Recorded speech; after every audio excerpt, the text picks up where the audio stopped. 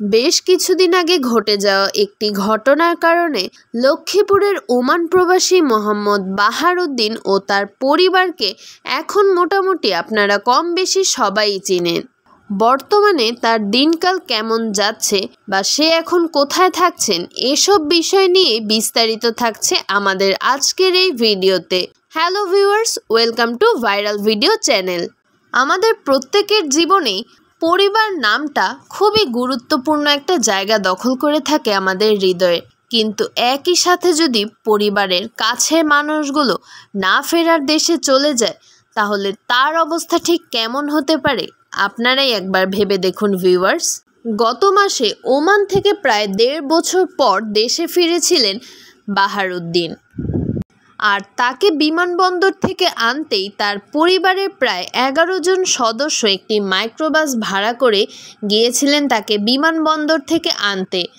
তাকে রিসিভ করার পর তারা যখন গ্রামে ফিরছিল, তাদের বাসার কাছের একটি নালায় চালকের অসতর্কতার কারণে গাড়িটি সেখানে পড়ে যায়।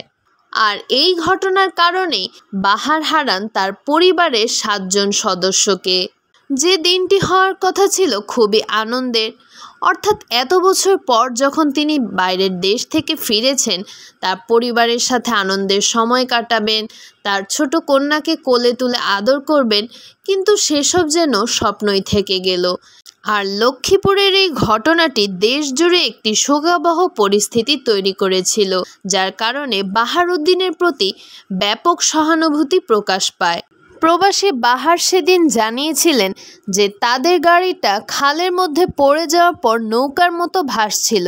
চালককে বলেছিলেন লক খুলে দেওয়ার জন্য, কিন্তু চালক সে বিষয়ে কর্ণপাত না করেই সে একা জানালা খুলে পালিয়ে যায়। আর এই ঘটনার পর তারা আলোচিত হওয়ার পর থেকেই প্রবাসী মোহাম্মদ বাহারউদ্দিনকে নিয়ে নানা রকম মিথ্যে গুজব ছড়ানো হচ্ছে।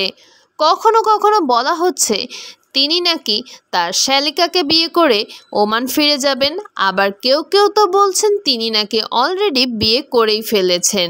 কিন্তু এসব কথা যে মিথ্যা, তা প্রবাসী বাহার একটি সাক্ষাৎকারে খোলাসা করে প্রকাশ করেছেন। মাঝখানে অবশ্য সোশ্যাল মিডিয়ায় ভাইরাল হয়েছিল প্রবাসী বাহারের হাসপাতালে থাকা অবস্থায় একটি ক্লিপ।